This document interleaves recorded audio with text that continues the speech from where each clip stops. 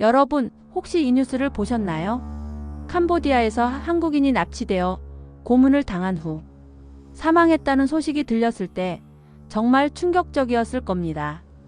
하지만 더 충격적인 건 이게 일어난 일이 아니라 계속 일어나고 있다는 거거든요.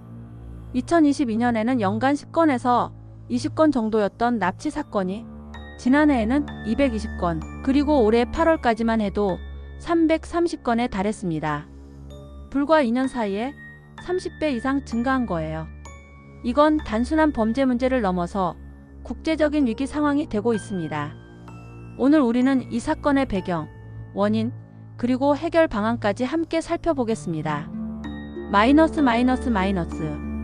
사건 개요, 마이너스 현실이 된 악몽. 먼저 이번 사건의 구체적인 내용부터 말씀드리겠습니다. 지난 여름, 경북 예천에 사는 22살 대학생이 캄보디아 여행을 떠났습니다. 평범한 방학 여행이었을 겁니다. 아무 일 없이 돌아올 거라고 생각했을 거죠.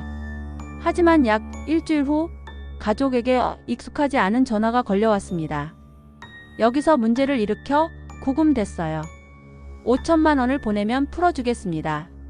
조선족 억양으로 말하는 누군가가 이렇게 말했습니다. 가족은 즉시 캄보디아 대사관과 현지 경찰에 신고했습니다. 하지만 아들의 행방은 알 수 없었고 납치범과의 연락은 4일 후에 끊겼습니다. 2주 후 그들이 찾은 건 아들의 시신이었습니다. 사망 원인은 고문과 극심한 통증으로 인한 심정지였습니다. 겨우 22살의 젊은 생명이 돈을 갈취하려는 조직 범죄 때문에 잔인하게 살해당한 거죠. 이것이 바로 우리가 마주한 현실입니다. 더 이상의 뉴스나 통계가 아니라 실제 누군가의 가족이 겪은 비극인 것입니다. 마이너스. 문제의 규모, 마이너스 숫자로 보는 위기. 통계를 다시 한번 보겠습니다. 2022년부터 2024년까지의 변화를 보시죠. 2022년 연간 약 1020건, 2023년 연간 약 1020건, 2024년 연간 약 220건, 2025년 8월 기준 약 330건. 이 증가세는 정말 가파릅니다. 왜 갑자기 이렇게 늘어난 걸까요? 먼저 알아야 할 것은 이 범죄가 한국인만 대상이 아니라는 겁니다. 하마스가 2023년 10월 공격에서 약 250명을 납치했을 때 국제사회가 큰 충격을 받았는데요. 캄보디아에서는 지금 2025년 동안만 300명 이상이 납치되고 있습니다. 그리고 피해자도 다양합니다. 한국인뿐만 아니라 베트남인, 인도네시아인, 태국인, 필리핀인, 심지어 중국인과 백인 관광객까지도 피해를 입고 있습니다. 2024년 9월 17일 한국 외교부는 결국 여행 경보를 발령해야 했습니다. 푸놈펜은 2단계 여행 경보로 시아누쿠빌, 보코르산, 바벳 지역은 특별 여행주의보 2.5단계로 격상했습니다. 이는 실제로 그 지역이 얼마나 위험한 상태인지를 보여주는 증거입니다. 마이너스. 원인 분석. 마이너스. 왜 캄보디아인가? 그렇다면 왜 캄보디아에서 이런 범죄가 이렇게 극성을 부리는 걸까요? 이건 결코 우연이 아닙니다. 첫 번째 원인은 캄보디아의 정치적 상황입니다. 40년 동안 부패한 독재 정권이 지속되고 있다는 점입니다. 훈센과 그의 아들 훈 마넷이 중심이 되어 국가를 운영하고 있는데 이 체계 자체의 부패가 뿌리내려 있습니다. 두 번째 원인은 경제 구조의 문제입니다. 한 네티즌의 표현을 빌리자면 경제의 절반이 범죄로 돌아가는 나라라는 표현이 과하지 않을 정도입니다. 합법적인 경제활동으로는 수익을 얻기 어렵고 조직 범죄가 더 큰 이윤을 제공하기 때문입니다. 세 번째, 그리고 가장 중요한 원인은 중국 조직 범죄의 영향입니다. 많은 댓글에서 지적했듯이 훈센의 친척과 중국 범죄 조직이 협력하여 스캠, 범죄 조직을 운영하고 있다는 정황이 있습니다.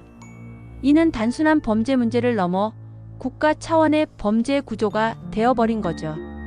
마이너스. 구조적 악순환. 마이너스. 정부와 범죄의 공생. 이제 더 깊이 들어가 봅시다. 왜 캄보디아 정부는 이런 범죄를 막지 못하는 걸까요? 일반적으로는 정부가 무능해서라고 생각할 수 있습니다.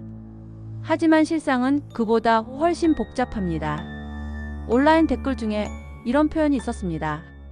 캄보디아 정부 자체가 그 사기 조직들을 지원하고 있고 수익도 나누고 있어.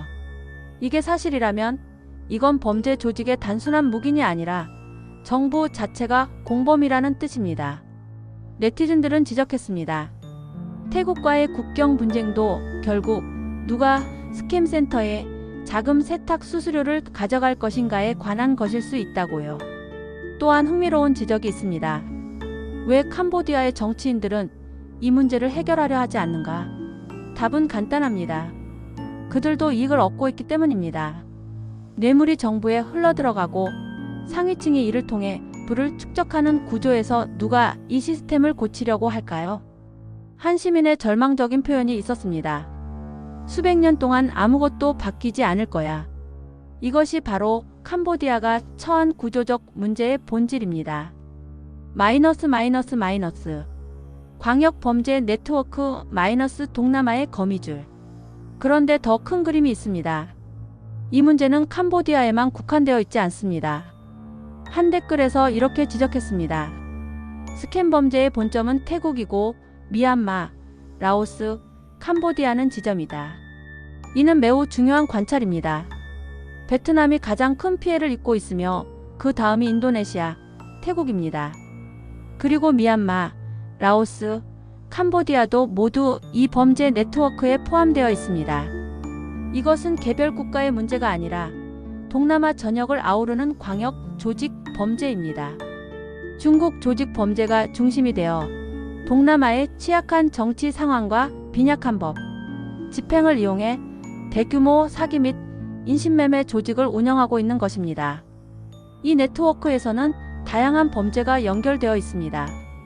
초반에는 온라인 사기 스캠이었다면 이제는 인신매매, 강제노동, 고문, 심지어 성매매까지 포함되어 있습니다. 마이너스. 국제적 반응과 시각의 차이. 이제 흥미로운 부분입니다. 국제사회가 이 문제를 보는 방식입니다. 온라인 커뮤니티에서 보이는 반응은 크게 두 가지로 나뉩니다. 첫 번째 진영은 캄보디아는 정말 위험한 나라이고 피해야 한다는 입장입니다. 많은 사람들이 캄보디아를 완전히 피해야 한다고 주장했습니다. 한 댓글에서는 완전 미쳤다. 캄보디아는 스캠 범죄로 명성을 쌓고 있어라고 표현했습니다. 그러나 두 번째 진영은 다릅니다. 캄보디아는 꽤 안전한 나라이고 통계상으로는 미국, 멕시코, 인도, 브라질, 필리핀의 납치 비율이 훨씬 높다는 주장입니다. 이들은 일반 관광객들이 여전히 캄보디아를 안전하게 여행하고 있으며 문제는 특정 지역과 특정 상황에 국한된다고 주장합니다.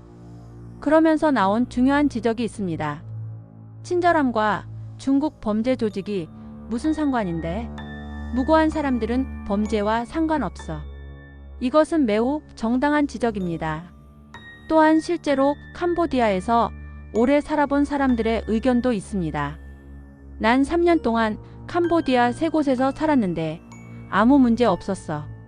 물론 외국인들끼리만 있었지만 이렇게 보면 문제는 캄보디아 자체가 위험한가가 아니라 특정 지역과 특정 상황에 범죄 조직이 집중해 있는가라는 질문으로 바뀝니다.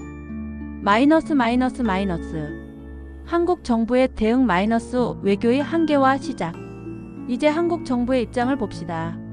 한국 정부는 상당히 빠르게 움직였습니다. 사건이 보도된 후 외교부는 여행 경보를 발령했고 이는 캄보디아 정부에 상당한 압박이 되었습니다.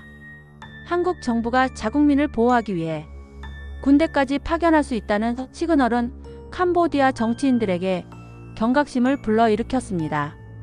한국 국내에서도 여론이 뜨거웠습니다. 정치인들은 강력한 조치를 요구하는 여론에 민감하게 반응했습니다. 한 댓글에서는 한국에서는 범죄 조직의 건물을 폭격하고 캄보디아에 대한 원조도 중단해야 한다는 말도 나오고 있어라고 표현했을 정도입니다. 그런데 여기서 중요한 것은 다음입니다. 초기에는 군사적 해결을 주장하는 목소리도 있었지만 점차 국제법과 외교 채널을 통한 접근으로 무게가 실렸다는 점입니다. 한 네티즌은 정리했습니다. 한국은 국제적인 전면 조사를 요구하고 용의자들의 송환을 추진, 캄보디아 당국과의 협력을 강화해야 한다. 군사적 공격은 해결책이 아니야. 이것은 매우 현명한 지적입니다. 왜냐하면 이 문제는 한국과 캄보디아만의 문제가 아니기 때문입니다. 마이너스. 왜 캄보디아는 변하지 않는가? 여기서 우리가 마주하는 근본적인 질문이 있습니다. 왜 캄보디아는 이 상황을 개선하지 못하는가? 네티즌들의 답변은 일관됩니다. 훈센의 친척과 중국 범죄 조직이 스캠 범죄 조직을 같이 운영한다. 캄보디아 정부는 도대체 뭘 하고 있는가? 하지만 더 정확하게는 이렇습니다. 캄보디아 정부는 뭔가를 하고 있지 않아서 문제가 아니라 뭔가를 의도적으로 하지 않고 있기 때문이다. 캄보디아 시민 중 한 명은 이렇게 표현했습니다. 우리 캄보디아 사람들은 중국 갱단을 좋아하지 않아. 근데 우리 정부는 중국의 더러운 돈을 좋아해서 문제야. 또 다른 시민은 절망적으로 말했습니다. 훈센의 친척과 중국 범죄 조직이 함께 움직이고 있는데 훈만의 또 꼭두각시 같아. 자기 뜻대로 아무것도 못하잖아. 이것이 바로 구조적 문제의 핵심입니다. 개혁을 원하는 일부 정치인들도 상위 권력층에 의해 통제당하고 있다는 뜻입니다. 마이너스. 해결 방안 마이너스 이론과 현실 사회. 그렇다면 이 문제를 어떻게 해결할 수 있을까요? 제안된 방법들을 정리해 보겠습니다. 첫 번째는 국제 공조입니다. 여러 나라가 캄보디아 정부를 함께 압박하는 것입니다.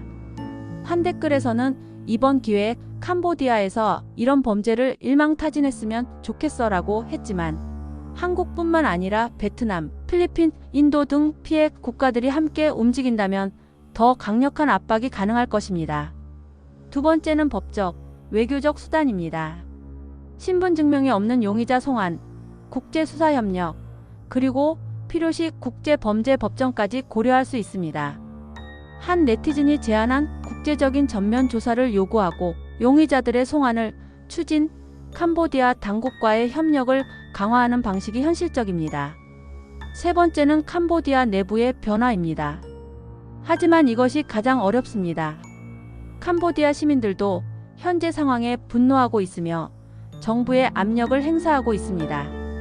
그러나 40년간 지속된 독재 체제 하에서 내부의 개혁 목소리는 쉽게 무시당합니다. 네 번째는 중국의 역할입니다. 한 네티즌이 언급했듯이 중국에서는 비슷한 범죄가 있으면 사형에 처해진다고 합니다.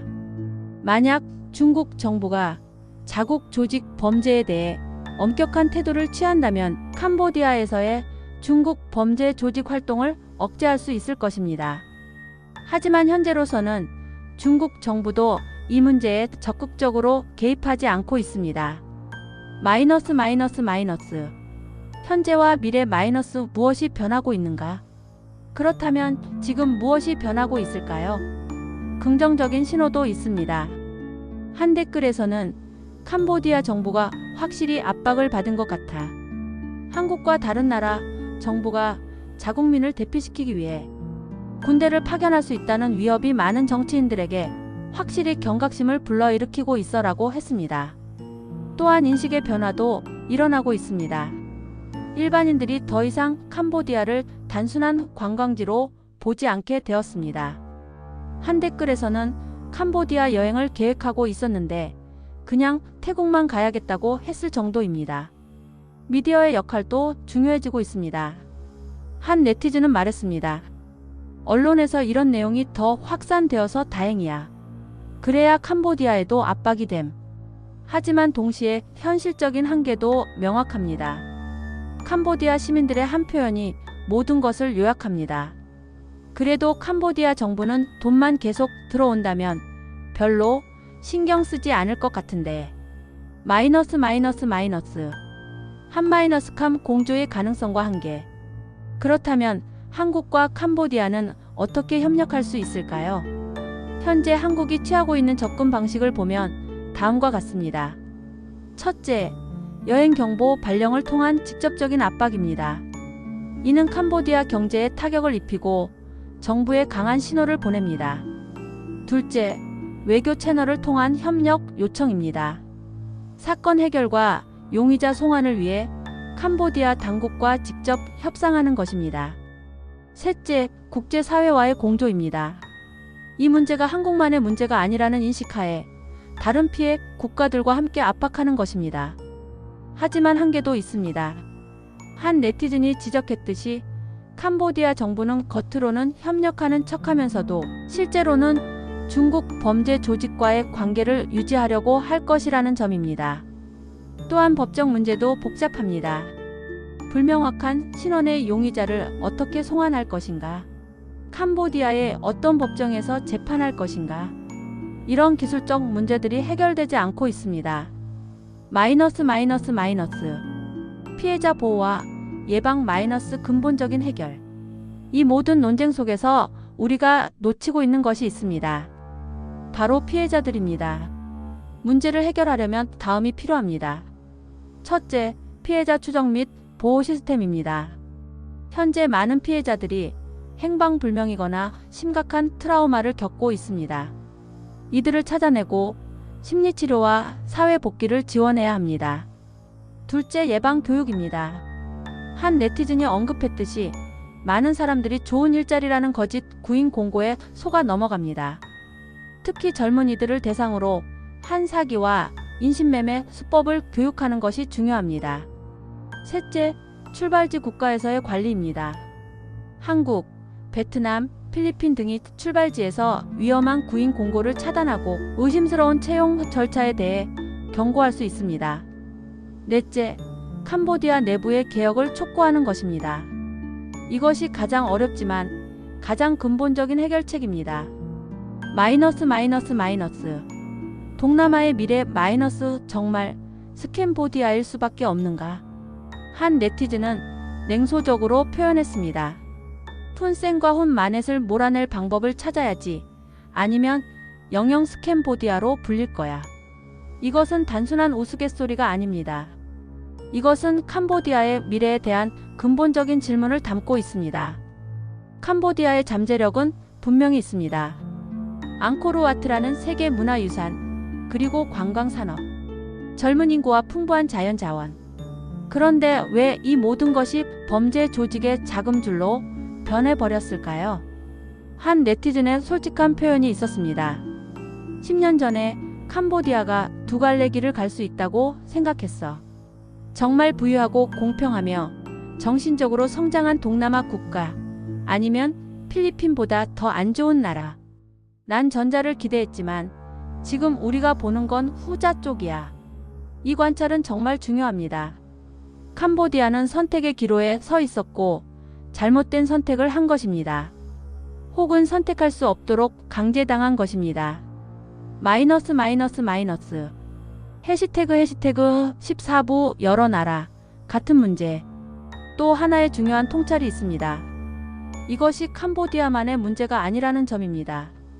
베트남도 같은 문제를 겪고 있고 심지어 더 심각합니다.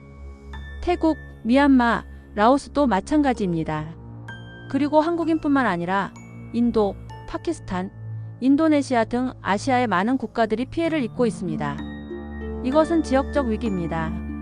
한 댓글에서 지적했듯이 이런 범죄의 본점은 태국이고 미얀마, 라오스, 캄보디아는 지점이라는 것입니다. 이렇게 보면 문제의 규모가 훨씬 더 큽니다.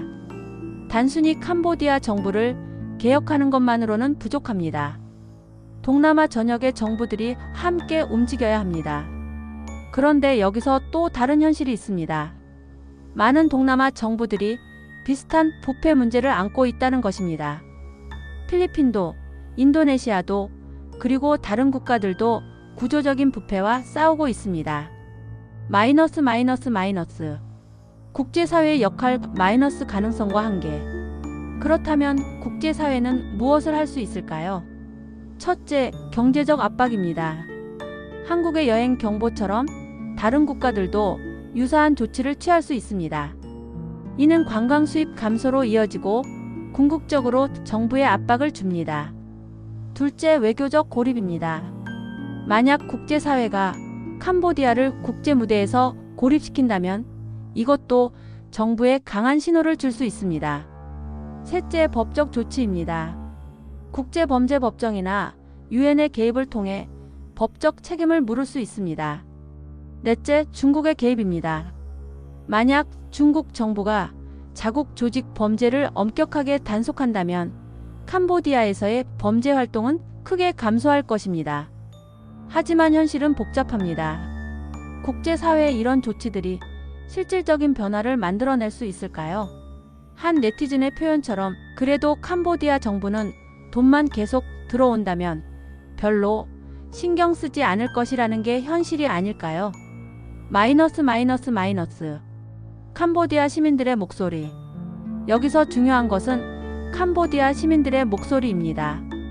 온라인 댓글에서 캄보디아 사람들도 이 상황에 분노하고 있었습니다. 우리 캄보디아 사람들은 중국 갱단을 좋아하지 않아. 근데 우리 정부는 중국의 더러운 돈을 좋아해서 문제야. 이것은 매우 중요한 지점입니다. 문제는 캄보디아 국민 자체가 아니라 그들의 정부입니다. 또 한 명의 캄보디아 시민은 이렇게 말했습니다. 안타깝게도 우리 정부는 무자비한 범죄자들을 처벌하는데 충분히 노력하지 않고 있어. 앞으로는 좀 적극적으로 단속했으면 좋겠어. 이것은 희망의 신호입니다. 캄보디아 내부에서도 변화를 원하는 목소리가 있다는 뜻입니다. 만약 국제사회가 이런 시민들의 목소리를 지지하고 정부에 압박을 준다면 변화가 가능할 수도 있습니다. 마이너스. 정책 제안 마이너스. 구체적인 해결 방안. 이제 구체적인 정책 제안을 해봅시다. 한국 정부와 국제사회가 취할 수 있는 조치. 첫째, 다자간 외교 협력 체계 구축입니다. 한국, 베트남, 필리핀, 인도, 태국 등 피해 국가들이 동남아 범죄 대응 협의회 같은 것을 만들어 정보를 공유하고 공동 대응합니다. 둘째, 중국 정부와의 협력입니다. 중국이 자국 조직 범죄에 대해 엄격한 조치를 취하도록 외교적 압박을 가합니다. 셋째, 캄보디아 내 유엔 감시단 파견을 제안합니다. 이를 통해 범죄 조직의 활동을 국제적으로 감시하고 정부의 대응을 모니터링합니다. 넷째, 경제 제재입니다. 범죄 조직과 연루된 기업과 개인에 대한 자산 동결 및 거래 제한입니다. 다섯째, 피해자 보호 및 지원 프로그램입니다. 국제적 차원에서 피해자들을 보호하고 심리치료와 사회복귀를 지원합니다. 여섯째, 캄보디아 시민들에 대한 지원입니다. 내부 개혁을 원하는 시민단체와 언론에 대한 지원을 확대합니다. 예방과 교육 마이너스. 개인적 차원의 대응. 이 모든 큰 정책들도 중요하지만 개인적 차원에서도 우리가 할 수 있는 일이 있습니다. 첫째, 인식 제고입니다. 많은 사람들이 캄보디아의 구인 공고를 보면 그것이 정말 그 급여를 제공하는지 그 회사가 실제로 존재하는지 의심해야 합니다. 한 네티즌이 표현했듯이 구인 공고에 나온 급여도 믿을 수 없을 정도로 높잖아. 둘째, 정보 공유입니다. 사기나 인신매매 시도를 목격했거나 알게 된 경우 경찰이나 관련 기관에 신고해야 합니다. 셋째, 여행 안전입니다. 캄보디아를 여행할 계획이 있다면 외교부의 여행 경보를 확인하고 특히 시아누쿠빌, 보코르산, 바벳 등 고위험 지역은 피해야 합니다. 넷째, 미디어 리터러시입니다. 온라인에서 사기 광고와 인신매매 유혹을 인식하는 능력을 키워야 합니다. 다섯째, 가족과 친구들에게 경고하기입니다. 특히 젊은 세대에게 캄보디아의 위험성과 사기 수법을 알려주는 것이 중요합니다. 마이너스. 현실의 복잡성 마이너스. 절대적인 해답은 없다. 지금까지 많은 해결 방안을 제시했지만 솔직하게 말하자면 절대적인 해답은 없습니다. 한국이 원한다고 해도 캄보디아 정부가 변하지 않으면 아무것도 달라지지 않습니다. 국제사회의 압박도, 경제 제재도, 법적 조치도 효과를 발휘하려면 시간이 걸립니다. 그리고 더 근본적인 문제는 이것입니다. 캄보디아의 정치 체계 자체가 부패에 기반하고 있다는 것입니다. 훈센이 40년 동안 권력을 유지할 수 있었던 이유는 무엇인가? 그것은 국제사회가 그를 용인했기 때문이기도 합니다. 한 네티즌이 표현했듯이 지금까지 다른 나라들이 참아왔던 것이 더 놀라워라는 말이 있습니다. 왜 이제야 한국이 다른 나라들이 움직이고 있을까요? 답은 간단합니다. 이제 피해가 더 이상 무시할 수 없는 수준에 도달했기 때문입니다. 연간 330건 이상의 납치 사건, 고문과 살인으로 이어지는 범죄, 국제적 악명으로 인한 경제 손실,